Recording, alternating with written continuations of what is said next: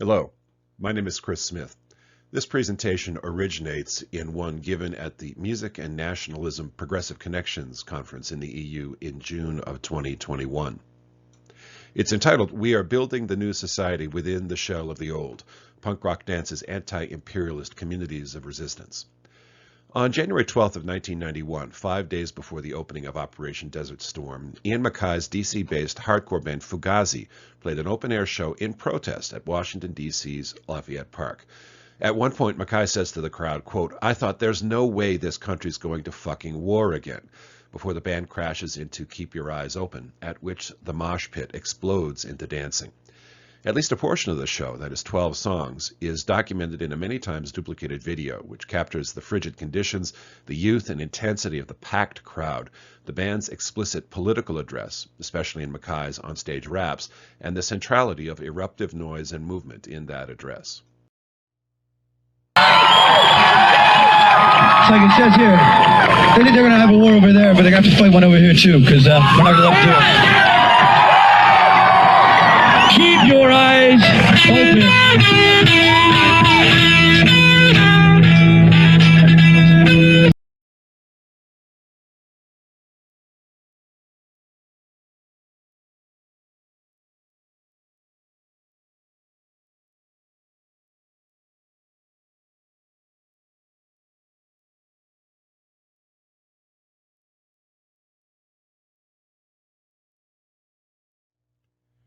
The seminal hip-hop scholar Tricia Rose, whose Black Noise is one of the first monographs to situate the idiom within the larger tradition of black resistance, and who's continued her engagement with hip-hop's power dynamics, comments, quote, "Under social conditions in which sustained frontal attacks on powerful groups are strategically unwise or successfully contained, oppressed people use language, dance, and music to mock those in power, express rage, and produce fantasies of subversion.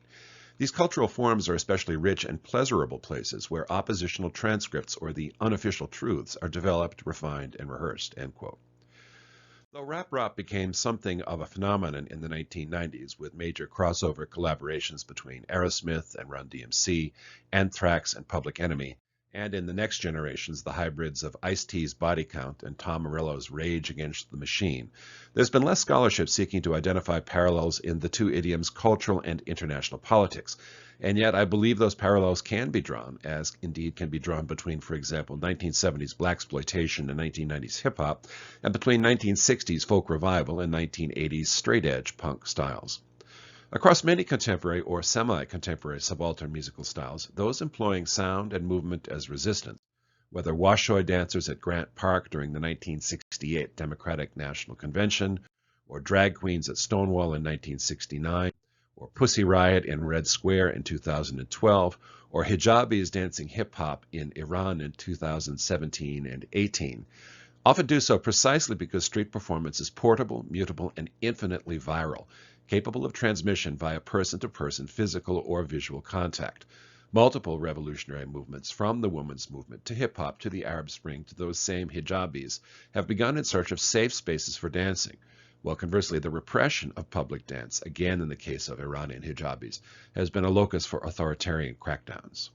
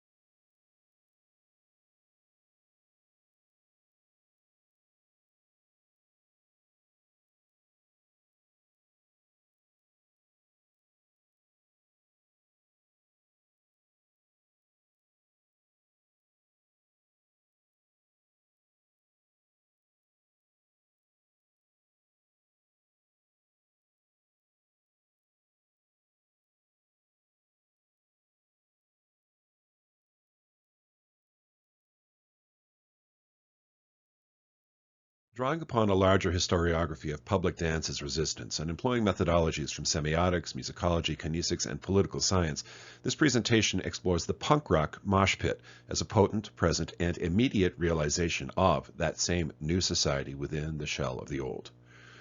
Punk rock's political agendas originated in early 1970s reactions to trends in both pop music and the wider culture. The commercialization of the late 60s rock industry and concomitant trends toward virtuosity, complexity, and sheer bigness of artistic conceptions, events, and profits led to a fan-driven grassroots pushback. Early 1970s punk rock discourse tended to be much more politicized in the UK than in the USA, while North American punks focused upon musical experimentation, poetic complexity, or the social dynamics of three-chord rock songs.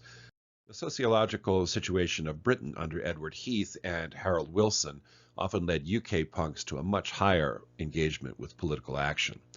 Particularly the class warfare promulgated by the Sex Pistols and the address to racial injustice and corporate corruption by the Clash lent British punk a strong progressive political aura, which was iconicized in the anti-fascist rock and racism against racism movement. Comparable levels of overt political rhetoric surfaced later in the USA with the early 1980s hardcore punk movement, its formative bands largely coming from Southern California, Washington, D.C., and various regional underground scenes, Minneapolis, Phoenix, and Texas, for example. The Southern California and D.C. bands, particularly Black Flag, The Minutemen, and Minor Threat, were typically the most explicitly political, not only in terms of lyrics, but also of organizational practices. Black Flag founder Greg Ginn's SST Records pioneered the hardcore scene's DIY or do-it-yourself rejection of corporate structures for recording and touring in favor of an ethos of self-determination, developing venues and touring networks, pressing records, and controlling publicity strategies on their own. In the wake of Black Flag's example, DC-based bands like Minor Threat and Fugazi, both fronted by Mackay, himself, like Tupac Shakur, the politically conscious offspring of 1960s activist, extended this politics of self-sufficiency, sharing group homes, working and partnering very widely with a range of activist organizations, insisting on all ages access, releasing their own recordings, and rigorously controlling prices and business practices. It's also with the 1980s hardcore movement that dance became an overt and explicitly political act. 1970s USA and UK bands had certainly embodied a radically democratized approach to music making, and some bands had actively reached out to their working class fans. For example, the 1980s quasi-documentary Rude Boy, which borrows from reggae, a Jamaican outlaw term, captures members of the Clash sneaking the title character into their shows. But the 80s hardcore bands made dancing an even more explicit expression of group solidarity and collective identity. Though violent, full-contact dancing in the mostly male mosh pit, that is the space immediately in front of and or below the stage, because typically hardcore bands played in small or improvised performance venues, garnered a great deal of press. In fact, slam dancing was not the primary means of bodily interaction, but was rather, quote, a ritual of trust. There are rules that keep the mosh pit ritualized as cooperative play and prevent the rigorous dancing from crossing the line into fighting. Even analysts who portray the pit as involving actual violence recognize that rules limit or control behavior in the pit. The fundamental rules of this etiquette insist that people look out for one another and react instantly when they see something going wrong. The idea of this etiquette is that people should intervene communally when they see something they don't like, end quote. Punk dance's ethos and intentions were, however, significantly misunderstood, not only by the media, for whom dance came to stand for hardcore's savagery, but also by some participants, including the Rambo punks, who, taking off from media portrayals, later began to come to shows expressly to behave violently. Michael Azared says, quote, "When it started, hardcore dancing was only stylized violence, an expression of the clamor and aggression of the music, and of the participants' adolescent inner tumult. But as your time went on, the difference between fighting and dancing became extremely hard to discern. Hardcore dancing became like sumo wrestling, with beefy contendants marching into the ring, defying all comers to knock them out. A whole new crop of kids had come in, attracted by the music, media hype about punk aggression, and even the misleading term slam dancing. Recognizing this, hardcore bands made an on-stage point of seeking to diffuse such violent conduct. At one early gig, a handful of merciless slam dancers were ruining the show for everybody else. "Put your hands in the air if these guys are bugging you," Fugazi guitarist Guy Pizziotto told the crowd. Immediately, the place was a forest of hands. So the band told everybody but the slam dancers to get up on stage, while bassist Joe Lally, guitarist Mackay, and Picciotto came down to the floor and played as the slammers did a circle dance around them. "It was great," Picciotto said afterward. "The whole thing was like a celebration of life." Certain architects of the American hardcore scene, Mackay, Mike Watt, and Dee Boone of the Minutemen, and also Henry Rollins of Black Flag, understood punk dancing as a mostly metaphorical expression of resistance to anomie and disengagement, and took additional steps to safeguard the mosh pit. Mackay said, quote, "The thing about the DC kids is that we actually danced. There was this whole thing that kind of came up later on, which was called, well, whatever it was called, but we never did. The slam dancing was kind of a media invention. We actually had somewhat of a choreography in our dancing. At a festival in Brazil, a 500 or 600 people circle would develop, and Guy and I were watching this. We were incredulous. This seemed impossible that this many people were dancing. It was a huge, huge circle pit thing, and Guy said, 'I'll give you $1 if you go for that.' I just did the whole one circulation. It was incredible, actually. I was laughing so hard. It was totally enjoyable. Those kids were not slamming per se. There were no punches being thrown. Just dancing in a giant circle," end quote. Likewise, stage diving, which intentionally violated the clear-cut audience versus band divisions reified by 1970s stadium rock shows. Members of the dancing crowd at punk shows were at least implicitly permitted to jump up onto the typically low stages and then turn and dive outward into the crowd. Most commonly, the crowd would catch stage divers without significant injury. This is the origin of the later, more widely practiced stadium rock concert behavior of crowd surfing. Dancers would jump on stage, look outward to the mosh pit to make eye contact, and then somersault or dive forward, typically rolling onto their backs to minimize the chance of dangerous elbows or facial injuries. What might seem to have been an aggressive or self-destructive act, in fact, became a performance of group trust, like a team-building ropes exercise. As James Lull comments, quote, "Imagine the trust that exists in the mind of stage divers as they hurl themselves backwards into the crowd," end quote. In terms of outward address, American hardcore's willingness to speak truth to power could take quite direct paths to the street, not only limited to lyrical content or the creation of communal dance spaces like those described above.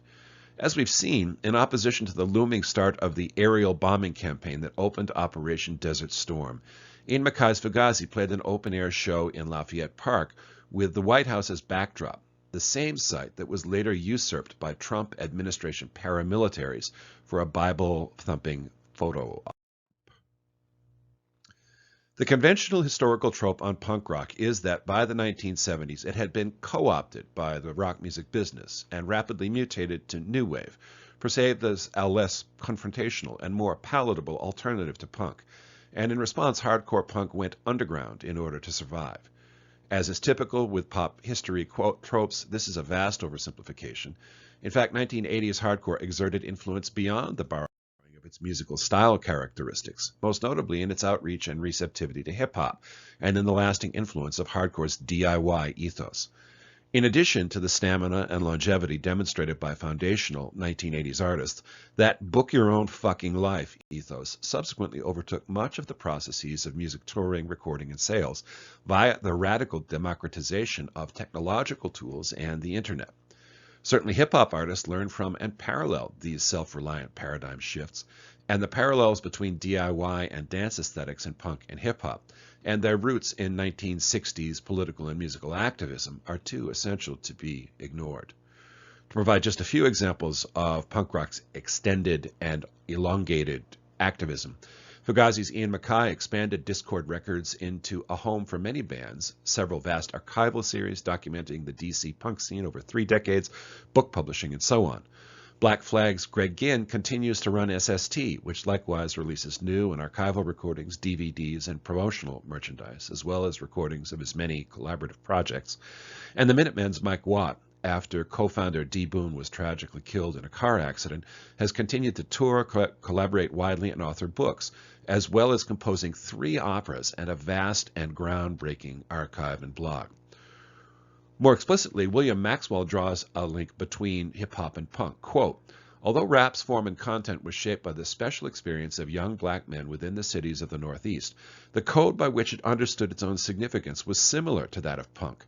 Like early punk, early rap was performed by and for a traditionally voiceless group of lower and working class urban youth who self-consciously insisted upon their music's marginality and crudeness. And in closing, I'll just offer that these sorts of cross-boundary and pan-community allegiances, alliances, and collaborations are almost always occurring underground because they are resistant to the commodification and marketing of movements by the mainstream public media as those movements move from the boundaries to the center. Thank you very much.